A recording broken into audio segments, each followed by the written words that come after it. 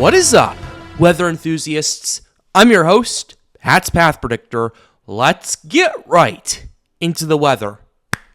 Alright, so here's the situation that we have for you, ladies and gentlemen.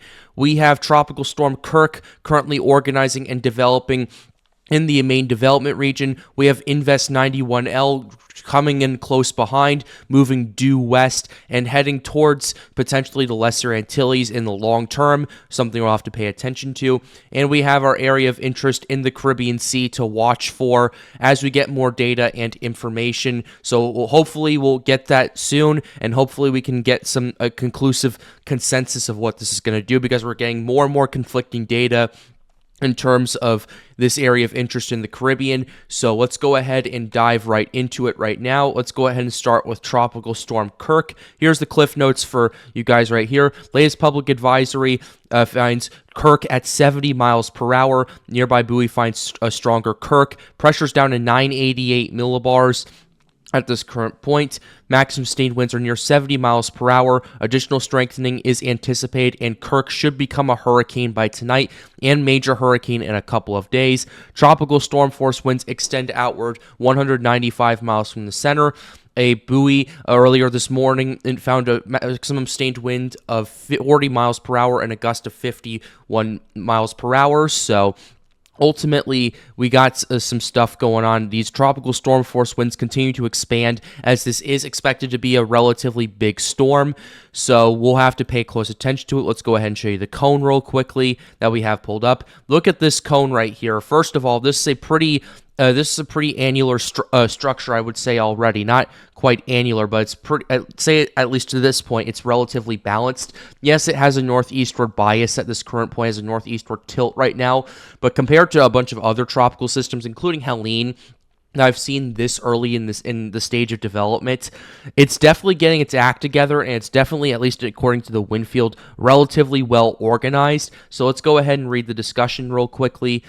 Right now, Kirk's structure and satellite is gradually becoming better organized, with deep convection bands attempting to wrap around the center, though there is still remains evidence that dry air could be getting into the core of the western side. Some of this less humid air could be getting imported due to subtle northerly shear around 20 knots by the European analysis this morning.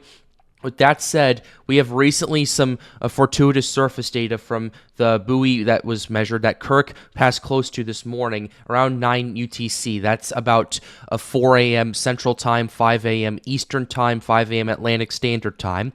The buoy reported a maximum sustained winds of tropical storm force winds at 4 meters and concurrent minimum central pressure down to 990 millibars. Thus, the initial intensity has been raised to 60 knots, with an estimated minimum pressure a bit lower at 988 millibars. This intensity is a little above the Dvorak estimates, but closest to the latest deprint estimate from the Sims, from UW Sims. So basically, if you didn't understand all that mumbo jumbo right there, in layman's terms, they found a buoy that was finding tropical storm force winds and a really strong pressure, like a really low pressure of 990 millibars. And based off of that data and how they derived it, that's how they came up with the 70 mile per hour estimate at this current point. Let's go ahead and pull this up right here. This is where we get to the juicy stuff. While Kirk is stronger this morning, it is feeling some of the effects of the mid-level shear, preventing convection from fully wrapping around the center. However, other environmental factors, namely warm 28 to 30 degrees Celsius sea surface temperatures and plenty of deep layer moisture, are quite conducive for strengthening. For now, the shear is anticipated to prevent a faster rate of intensification, but Kirk should become a hurricane later today. After 24 hours, even the mid-level shear is expected to decrease, and a faster period of intensification is likely in a 24 to 60-hour period. The United States forecast intensity shows Kirk becoming a major hurricane by the end of the forecast period, at the end of it rather. In the addition, Kirk's wind field is also forecast to grow in size by the end of the week. Thereafter, it's hard to predict the intercore structural changes, with what will likely lead to fluctuations in intensity, though by day 5, shear begins to increase again, with weakening beginning around that time. So here's their official forecast. They're holding at 125 miles per hour, at least for the case of the 72 and 96 hours out. Then it starts to decrease down to 110. So that's some stuff we're going to have to pay very close attention to. Let's go ahead and show you some satellite for Kirk as well before we get into the two other areas of interest. I'm going to go ahead and refresh the page, which, by the way, we finally got Tropical Tidbits satellite imagery back. So glad we were able to get that back because now we can keep going. We can keep giving you this data and do it in a relatively easy sense. So here's what we have going on right here. This is what we're paying attention to with Kirk right here. As you can see, the convection is a little bit ragged going on. There is a little bit of wind shear that has been impacting this, but this wind shear is expected to continue to decrease. I'm actually surprised it's at 70 miles per hour. It's actually doing a relatively good job, all things considered right now. And I believe the core of the structure, I'd say, is right about here in this big burst of convection right here. And you can kind of tell, however, there is some obviously dry air. There is some wind shear that's been impacting it a little bit. That wind shear is going to go down, down, down in the next 12 to 24 hours. So I wouldn't particularly be too concerned with this thing underperforming or anything like that. And the reason I say at this time compared to Helene, Beryl, Francine, Debbie, is all four of those systems made landfall and impacted somewhere. Whether it was whether it was the Lesser Antilles, whether it was Jamaica, whether it was the United States, whether it was the Yucatan, Cuba, all those areas, Kirk is not going to impact any land.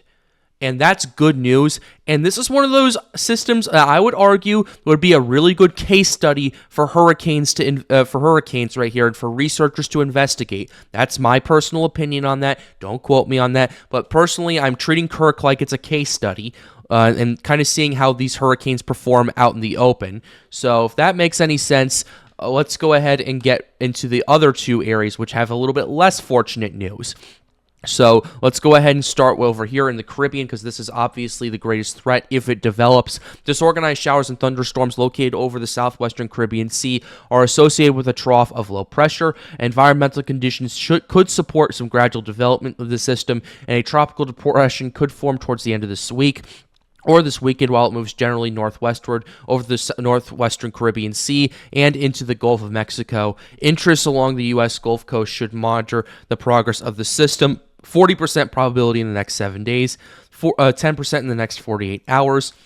And matter of fact, we can go ahead and pull up satellite imagery. I do want to go ahead and head to the Western Caribbean very quickly, just generally so I can take a quick peek at what we're looking at, as well as kind of see what the moisture component's going to be like. Yeah, some relatively moist air, and I'll get more into the conditions a little bit later, but I just wanted to get an initial glimpse of what we're potentially looking at. This is where it looks like the area of interest is currently off the coast of Nicaragua, that orange X over there, and then it's expected to move into the Caribbean Sea and really potentially develop over there. So we're going to have to pay attention to that going forward. But this area of interest right here, just east of Kirk right now, is something I'm also paying attention to, maybe due to a long-term implications.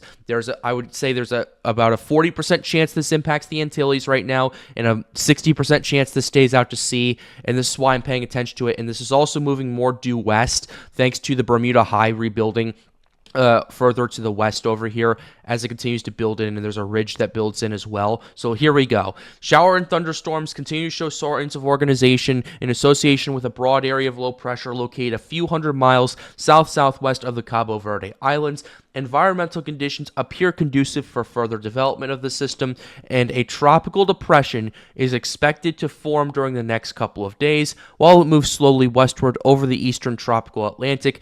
80% chance of formation in the next 48 hours.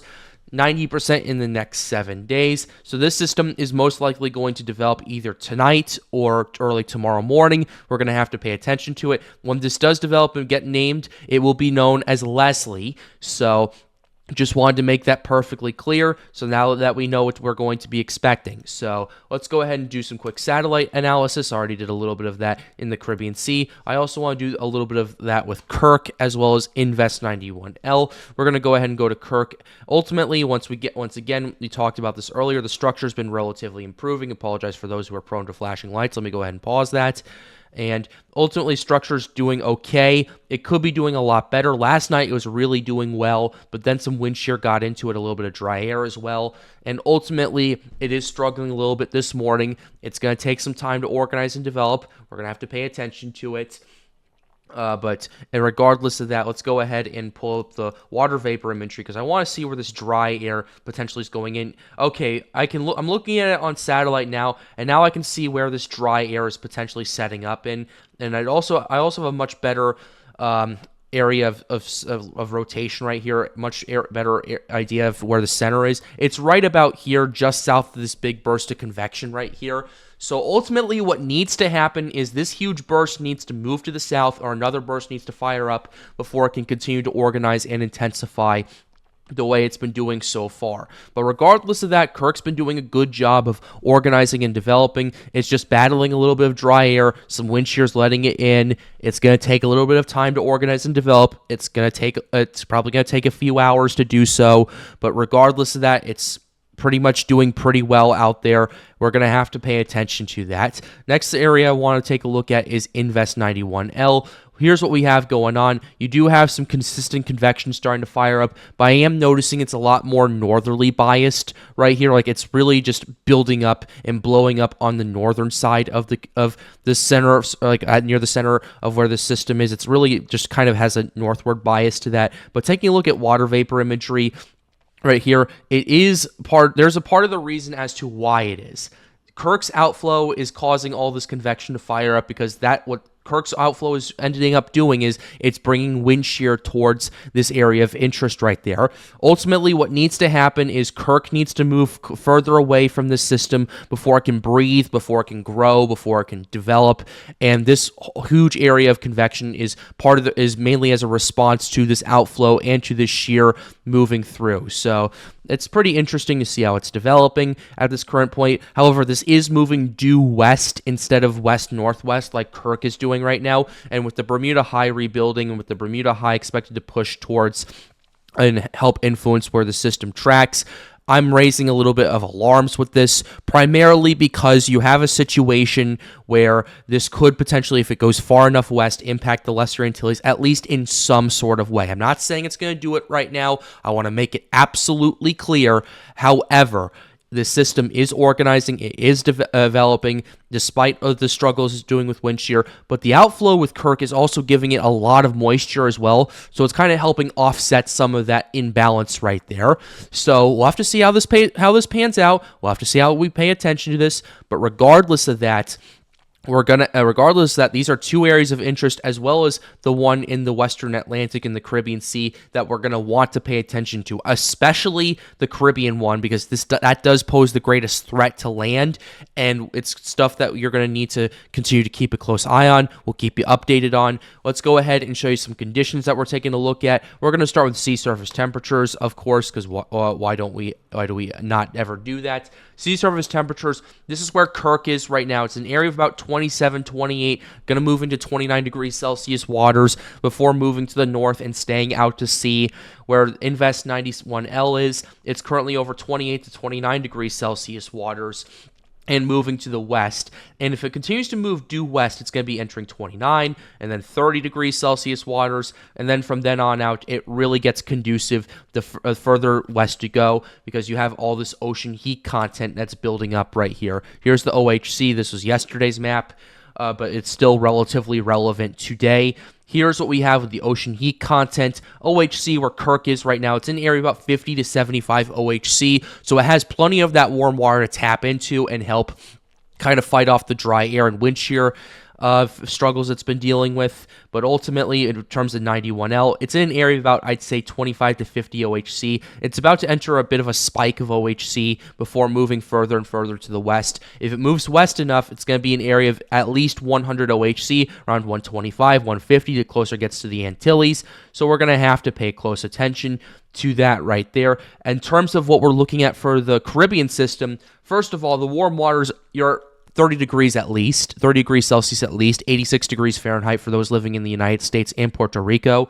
And with the ocean heat content right here, Helene did not tap much of it. Yes, it got some of it, but there's still plenty of left and plenty of fish to fry, and just a lot of stuff that's still there. You got over 200 OHC. You got over 200 OHC over here. You still have over 200 OHC in parts of the loop current, which is absolutely absurd. And if this system develops and it does it in the northwestern Caribbean, it's going to have a lot of capital to play with, and it's going to have a lot less wind shear to work with. Because here's what the wind shear is looking like. Yes, there is some overarching wind shear right now, but that is expected to recede in the next few days or so, as according to the European forecast. With that, same with the moisture. There may be a little bit of dry air in the Gulf of Mexico, but ultimately you have moist air, you have pretty good wind shear, you have plenty of warm water, pretty good recipe for development. As we're looking at Kirk over here, and I find this interesting, yes, I am noticing a little bit of wind shear to its north, a little bit of wind shear to its south that is kind of helping keep the system in check a little bit. But once that wind shear, especially the shear to the south, kind of recedes, then you're going to have a situation where this system will kind of just ride that northern part of the wind shear and help enhance its outflow, and then use it to really ramp up and really organize and develop. So that's what we're looking at in terms of the conditions we're paying attention to. Let's go ahead and show you some hurricane models right now for Kirk, just to kind of wrap this up, and then 91L. The other area of interest is not been designated anything just yet. It hasn't been designated designated invest, so we don't really have that much to work with. So here's what we have going on with the H-Wharf run right here. H-Wharf has the system continuing to organize and develop at this current rate, still around a 70 mile per hour tropical storm, and then it gets up to hurricane strength as you get into tonight, and then continues to quickly organize and intensify. Gets down to a 959 millibar system, and then it starts to grow in size. We're down to 946, 943, 941 millibars, 940, 939, as it gets up to high-end Cat 3, low-end Cat 4 intensity, before it starts to slowly weaken as it moves further to the north due to wind shear and potential dry air intrusions, as well as eyewall replacement cycles that will make the system larger and larger, while weakening the system pretty much quite a bit. So here's what we have with the HMON right here: organizing, developing, continuing to build up. We're seeing major hurricane strength with this system. And then at this point, we get this pressure gets down to around 945 millibars, high in Cat 3, low in Cat 4, then 938 as the system continues to grow in size by quite a bit. And then it starts to get impacted by wind shear a little bit, and then it starts to slowly weaken. Here's the halves A run for you right here with Kirk. Halves A is continuing to be pretty interesting. Halves A continues to organize and develop, and gets this up to major hurricane strength eventually in the next 4 days or so, although the halves A does have this system struggling quite a bit down the road due to eyewall replacement cycles, as well as a few other factors, but ultimately it gets its structure back a little bit before wind shear does start to chip it apart a little bit. And then here's what we have with Kirk right here in terms of the halves B run, organizing and developing and building up at this current rate. Then you're down to a 953, 940, 936, 930 millibar system. That's a Category 4 hurricane. Then 925, 923. This system wants to get up to a high-end Category 4 according to the halves B run, which if that were the case, that would be a very interesting thing to take a look at. The good news is Kirk is not going to be impacting any land. Invest 91L we're going to have to pay attention to. Western Caribbean area of interest we're going to have to pay attention to, but at least we do have some good news in regards to that right there. So hopefully that continues, but then wind shear and other factors start to tear the system apart, and then it undergoes an eyewall replacement cycle on top of that, which really starts to just erode the structure and weaken it quite a bit. So ultimately, Kirk is one of those things we're going to have to pay attention to, as well as the future Leslie, as well as the Western Caribbean. So we're going to have to pay attention to all those factors right there. But ladies and gentlemen, that's going to be it for the weather of this today's video. MLB postseason starts today. I'm really excited for that. Get ready. Really excited to see how these wild card games go, especially paying attention to the Houston-Detroit game today. I'm really excited for that. You saw me in my Astros hat yesterday. If you want my prediction real quickly, I know this is a weather-related video, but if you want my prediction real quickly, since I'm kind of done with it, I do think Detroit is going to win Game 1, But then Houston's going to win games 2 and 3. The reason I think that is because Scoople's pitching today. He's going up against Framber Valdez. It's going to be a pitcher duel today. It'll be fun to watch and see how this ultimately goes down. But H-Town fans, I'm with you 100%. Tigers fans, if you guys win the wild card game, I'll root for you regardless. But with that being said, we're going to go ahead and close the video out right here. I really hope you enjoyed it. Be sure to leave a like and subscribe to the channel if you are new. It helps us out, helps us get more people engaged with weather. A shout out to Daniel as an official sponsor of the Pat's Path Predictor Patreon. If you want to support the channel more directly, be sure to join the Patreon. It's the first link in the description down below. Also, if you want to come hang out with us and talk Tropics with us at Storms United, be sure to join our Discord server. Link to that is right over there. And with that being said, have a wonderful day, guys. Stay safe.